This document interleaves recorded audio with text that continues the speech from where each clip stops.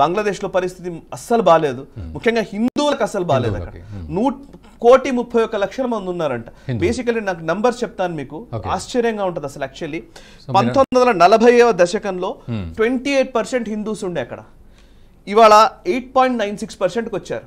1940లో 47 ఆ టైంలో ఇండిపెండెన్స్ వస్తున్న టైంలో 28% ఉన్నారు. ఇవాళ 8.96%, క్లోజ్ టు 9%, ఆల్మోస్ట్ 20% అయిపోయారు. ఇది ఎలా జరిగిందో చూడండి మీరు. 1951 నుంచి నంబర్స్ ఉన్నాయి. 1951 ముస్లిమ్స్ 76.9% ఉన్నారు, హిందూస్ 22% అయ్యారు 51లో. బట్ 22కి వచ్చేసరికి 2022కి వచ్చేసరికి ముస్లిమ్స్ 91.4%, 76% నుంచి 91.4% అయ్యారు. హిందూస్ 22% నుంచి ఈ రోజు 9%కి వచ్చారు, 8. So this is the problem. అంటే ఈ రోజు ఇప్పుడు షేక్ హసీనా లేదు, ఆమె బయటకు వచ్చింది అంటే ఆమె ప్రాణాలకు ఏం జరుగుతుందంటే ఏం పెద్ద జరుగుతుంది, చాలా దారుణంగా ఉంది పరిస్థితి. హిందువుల పరిస్థితి చెప్పడానికి వీలు లేదు. ఇప్పుడు నాకు సిల్హెట్ లో నుంచి కొంతమంది మాట్లాడుతున్నారు. సిల్హెట్ లో ఒక అతను అక్కడ అవామీ లీగ్ షేక్ హసీనా పార్టీకి సంబంధించినటువంటి కార్యకర్త, ఆయన అక్కడ కల్చరల్ వింగ్ లో పనిచేస్తారు. సో ఆయన మాకు చాలా ఆలయాల్ని మాకు చూపించిన వ్యక్తి. ఆయనతో నేను ఇందాక మాట్లాడుతుంటే ఆయన ఏం చెప్తున్నారంటే అస్సలు బాగాలేదు పరిస్థితి, ఏం చేయాలో తోచట్లేదు, బయటకు రావాలంటే భయంగా ఉంది, నాకు 2 పిల్లలు ఉన్నారు, మా అమ్మ నాన్న ఇంతమంది ఉన్నాం మేము, మాకేం చేయాలో అర్థం కావట్లేదు అంటున్నాడు. సిల్హెట్ లో 2 లక్షల మంది వరకు హిందువులు ఉంటారు అనేది చెప్తున్నమాట, అంటే డిస్ట్రిక్ట్ మొత్తంలో. సో ఇప్పుడు వాళ్ళందరి పరిస్థితి ఏంటో తెలియదు, ఎవరు వాళ్ళ వాయిస్ ఉంటుందో కూడా చెప్పడానికి లేదు. ఇప్పుడే ఒక మెసేజ్ కూడా వచ్చింది నాకు. అదేంటంటే బంగ్లాలో వచ్చిన మెసేజ్, అది ఇంగ్లీష్లోకి ట్రాన్స్లేట్ చేశాము గూగుల్ ట్రాన్స్లేషన్ తోటి. New communications rules for WhatsApp and phone calls will be implemented in Bangladesh from tomorrow. So ఇప్పుడు ఆల్రెడీ ఇంప్లిమెంట్ లోకి వచ్చేసాయి. All calls will be recording, all call recordings will be saved, all social media including WhatsApp, Facebook, Twitter will be monitored. Tell everyone who doesn't know. Your devices will be connected to the ministry system. Be careful not to send the wrong message to anyone. Tell your children, brothers, relatives, friends, acquaintances that you care for them and rarely run social sites.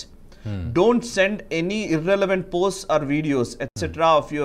of yours in front of government or prime minister on politics or current affairs.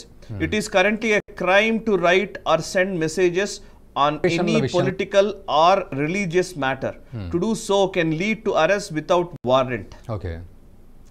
So ఏది నువ్వు చెప్పడానికి లేదు, ఏది మాట్లాడడానికి లేదు. ఇది freedom of expression ఈ రోజు బంగ్లాదేశ్ లో. Police will issue notification followed by cyber crime followed by action. It is very serious. Please, all of you group members, admins, please consider the matter. Be careful not to send the wrong message and let everyone know. ఈ message ఎవరైతే మాకు ఆశ్చర్యం ఇచ్చిన వ్యక్తులు ఉన్నారో వాళ్ళకు వచ్చిన messages ఇవన్నీ. సో ఇది పరిస్థితి బంగ్లాదేశ్ లో. సో ఇప్పుడు మీరు అన్నట్టు ఇది ఎంతకాలం నుంచి సాగుతోంది, అంటే ఈ మధ్య ఎప్పటి నుంచి మొదలైంది, కారణం చాలా సంవత్సరాల నుంచి. 1971లో బంగ్లాదేశ్ ఎప్పుడైతే ఏర్పడడానికి కారణము అసలు మీకు తెలుసు అనుకుంటాను, ఈస్ట్ పాకిస్తాన్, వెస్ట్ పాకిస్తాన్ ఉన్నాయి. సో ఈస్ట్ పాకిస్తాన్ గా ఉన్నటువంటి బంగ్లాదేశ్ వాళ్ళు వాళ్ళ హక్కుల కోసం పోరాడడం మొదలు పెట్టారు. ముజిబుర్ రెహమాన్ అద్భుతమైన మెజారిటీ సాధించారు. ఆయన పార్టీ అసలు ఒక్క స్థానం కూడా కోల్పోకుండా బంగ్లాదేశ్ మొత్తం వాళ్ళే గెలిచారు, క్లీన్ స్వీప్ చేసింది. అయినప్పటికీ ఆయనను ప్రధానిని చేయలేదు అప్పటి పాకిస్తాన్ ప్రభుత్వం. అప్పుడు వాళ్ళు ఆయన చేయకుండా సైనిక పాలన పెట్టడము అదంతా చేశారు, ఆయనను ఇబ్బంది పెట్టారు. అప్పుడు భారతదేశం ఆయనకు సపోర్ట్ చేసింది ముజిబుర్ రెహమాన్ కి. అండ్ ముక్తి బాహిని అని ఒక సంస్థ ద్వారా ఆయన పోరాటం మొదలు పెట్టారు. ఆ పోరాటం చేసిన క్రమంలో భాగంగా బంగ్లాదేశ్ ఏర్పడింది. సో బంగ్లాదేశ్ ఏర్పడిన తర్వాత ఖలీదా జియా అనే ఆవిడ ఉంది, జియా అనే జనరల్ జియా అంటారు ఆయన్ని. ఆయన కూతురు ఖలీదా జియా, షేక్ హసీనాకి అపోనెంట్ ఆవిడ ఖలీదా జియా. సో ముజిబుర్ రెహమాన్ కూతురు షేక్ హసీనా. అండ్ ఖలీదా జియా ఏమో పూర్తి పాకిస్తాన్ అనుకూలమైన ధోరణితో ఉంటది, అండ్ షేక్ హసీనా భారత అనుకూల ధోరణితో ఉంటారు. సో భారత అనుకూలమైనటువంటి ఒక ప్రభుత్వము షేక్ హసీనా ప్రభుత్వం నడుపుతూ వచ్చింది. ముజిబుర్ రెహమాన్ కూడా మొదటి నుంచి భారత్కి అనుకూలంగా ఉన్నటువంటి వ్యక్తి. సో ఇప్పుడు ముజిబుర్ రెహమాన్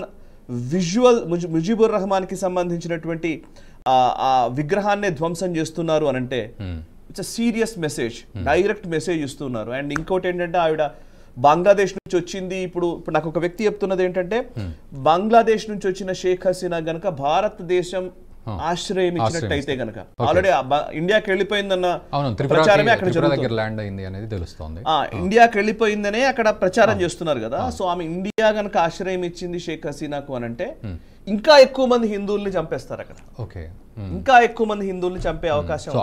ఇప్పుడు వాళ్ళు మనకు చెప్తున్న వాళ్ళు ఏమంటున్నారంటే షేక్ హసీనాని ఒకవేళ కనుక ఇండియాలో ఉంటే మాత్రం మళ్ళీ మాకు ఇంకా మొదలవుతుంది అని చెప్పి, అంటే అంత దాంతో ఉన్నారనమాట. Serious hatred towards India. అంటే మేబీ ఇక్కడి నుంచి లండన్ కి వెళ్ళిపోతుంది అనేది తెలుస్తోంది. బట్ యూకే వెళ్తుందనే అంటున్నారు, ఇండియాకి రాకపోవచ్చు. బట్ ఇండియా అని ఇప్పటిదాకా వచ్చిన మెసేజెస్ ఉన్నాయి కానీ బట్ ఆమె ఎక్కడికి వెళ్తుందో తెలియదు. బట్ భారతదేశం ఎలా రియాక్ట్ అవుతుంది అనేది చూడాలి. ఇప్పుడు భారతదేశం పర్వాలేదులే, బంగ్లాదేశ్ ఏమైతే మనకేంటి ఆ దేశపు అంతర్గత వ్యవస్థ సమస్య అని అనుకోవడానికి వీల్లేదు. నా పాయింట్ ఏంటంటే అనుకోకూడదని నేను భావిస్తున్నాను. సాయి గారు, మామిడి గిరిధర్ గారు కూడా లైన్ లోకి వచ్చారు. ఒకసారి ప్లీజ్ గిరిధర్ గారు. యాక్చువల్లీ నేనే మాట్లాడాలనుకుంటున్నాను. గిరిధర్ గారు, యాక్చువల్లీ మనం పోయిన